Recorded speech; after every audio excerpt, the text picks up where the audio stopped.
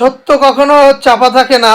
ইতিমধ্যেই জামাত আমিরের x account hacker Bangabhaban কর্মকর্তা গ্রেপ্তার হয়েছেন।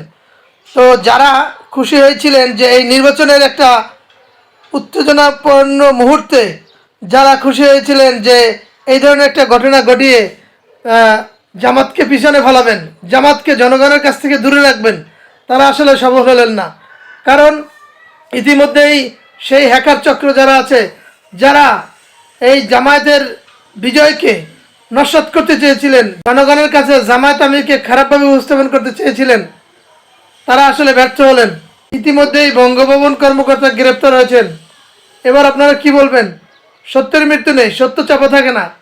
ইনশাল্লাহ আগামী দিন জামাত ইসলাম ক্ষমতায় যাবেন। ইনশাল্লাহ ডক্টর শফিকুর রহমান বাংলাদেশের প্রধানমন্ত্রী হবে এবং বাংলাদেশের জনগণ খুব সুন্দর মতো এই দেশে বসবাস করবেন এবং যার যার অধিকার সে ফিরে পাবেন।